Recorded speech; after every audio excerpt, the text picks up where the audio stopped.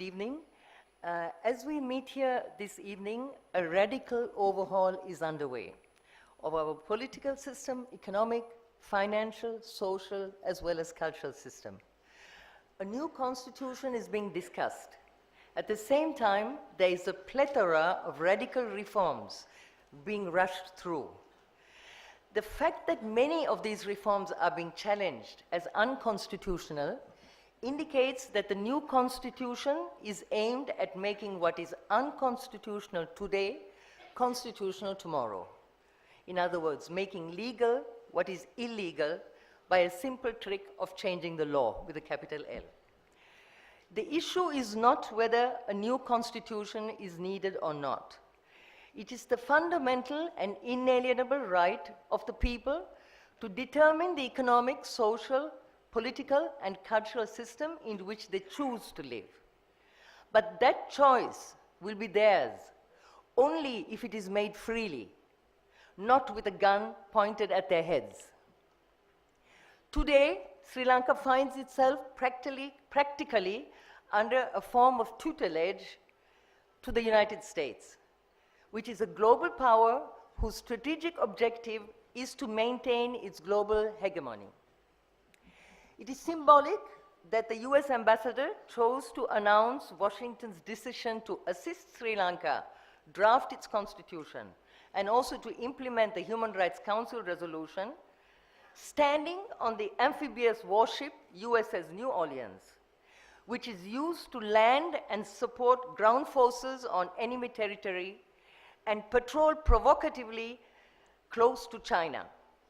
It is also ironic that it is from Temple Trees that the acting US Secretary of State Alice Wells declared last week that the United States is and will continue to be an Indo-Pacific power. She was the first also to announce America's first ever naval exercise in Sri Lanka in October in Trincomalee. You will agree that rewriting the Constitution under such conditions can only advance Washington's cause, not ours. There are other guns also pointed at us. The 2015 Human Rights Council resolution, as well as the notorious IMF World Bank conditionalities. Good governance, or Yahapalana, was not invented by Ranil or by Chandrika, Sirisena or Mangala. It was coined by the IMF, World Bank, and the US Treasury as a political conditionality for the enslavement of indebted countries such as ours through further indebtedness. Behind these threats is the same face, Washington's. The international financial institutions such as the IMF are dominated by Washington, which controls nearly 50% of the IMF vote share, that is together with its European allies, compared to Sri Lanka's 0.19%. Let's be clear. The demands in the Human Rights Council resolution are not Burundi's, not Cuba's, or Russia's, or China's. They are Washington's. It was Yahapalana's abject servility that made it possible to use it as a weapon against us. The reforms demanded are so fundamental that they cannot be implemented without changing the Republican Constitution. A hybrid court is one. Another is the devolution of power, which is a project to dismantle the state. Yet another is the conversion of our armed forces into an auxiliary of the United States Armed Forces against our national sovereignty, independence, and also our territorial integrity. That will require wide-ranging security sector reforms, demilitarization of the north and east, which means 2/3 of our coastline, control over recruitment, vetting of officials, ending military involvement in civilian authorities, civilian activities, etc., etc. Underpinning this resolution is the demand for accountability. Accountability is also the pillar on which the so-called responsibility to protect, or R2P, stands. And the goal of R2P is to legitimize US intervention and domination. In the late 19th century, the US and Great Britain justified their savage wars of peace as the white man's burden to bring civilization and progress to barbaric, non-Western, non-Christian, non-white peoples. Today, the justification is responsibility to protect citizens of other countries. The moral rhetoric is human rights and humanitarianism. The victims are the same. R2P, or responsibility to protect, is a project of recolonization associated with tutelage. In a report on the responsibility to protect, the United Nations Secretary General called for revising the UN trusteeship system. That is, the system of tutelage for non-self-governing territories, colonial territories. Now, the original proposal to revise the UN Trusteeship Council came from the former US Ambassador Edward Marks, who was also Deputy Chief of Mission in Sri Lanka in 1987. Marx talked about an international regime of tutelage for multi-ethnic societies, which he called failed states. US interference in Sri Lanka began long before the resolution was adopted, but it was the Yahapalana regime that gave it wings and also international legitimacy. The US Secretary of State, John Kerry, arrived in Sri Lanka to fix the roadmap even before a legitimate government was in place. The visits to Sri Lanka of Jeffrey Feltman, the UN Under-Secretary General for Political Affairs, were also significant.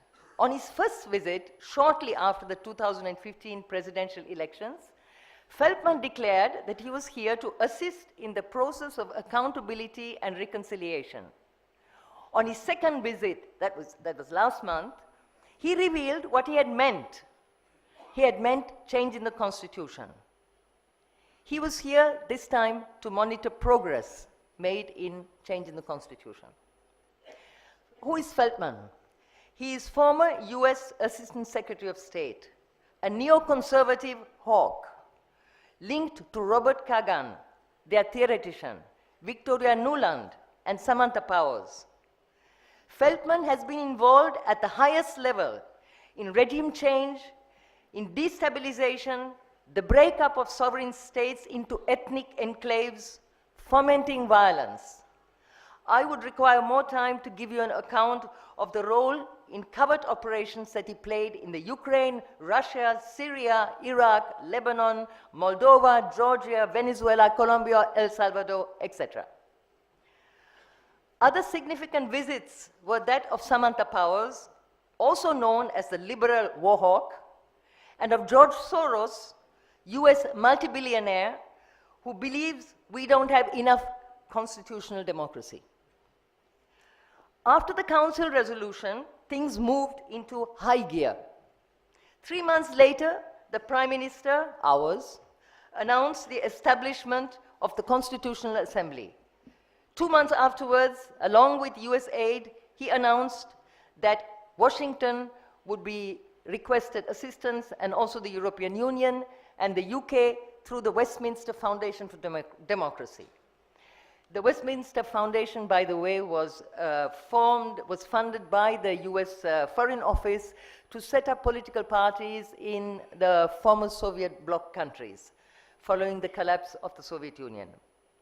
In July 2016, the US Assistant Secretary of State, Nisha Biswal, visited Sri Lanka, and she admitted there was a direct link between the Council resolution and the new constitution. That was just before the US ambassador's announcement from USS New Orleans that Washington would assist with drafting.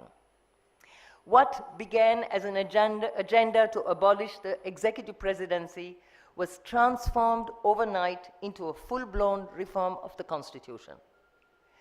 With the new Constitution, as with the resolution, the Yahapalana regime is trying to convert us Sri Lankans into Washington's little soldiers who will defend a hegemonic vision based on invisible threats.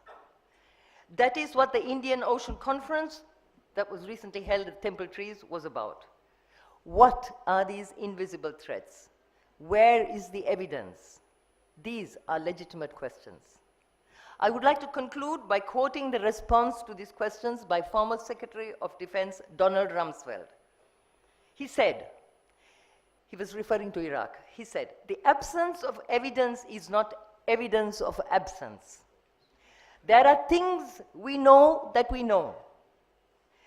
There are known unknowns. That is to say, there are things that we know we don't know. But there are also unknown unknowns. These are things we don't know. Each year, we discover a few more of these unknowns." That's a quote from Donald Rumsfeld. In this regard, I will leave you with a question to think about. It was posed by the famous American writer and filmmaker Errol Morris, and I will quote from him. Imagine someone tells you there's an elephant in the room.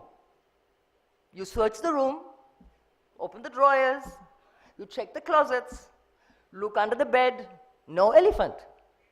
Absence of evidence or evidence of absence? Friends, fellow patriots, if the Constitution is to be ours, written by a free people, we must resist this diabolical project. Thank you.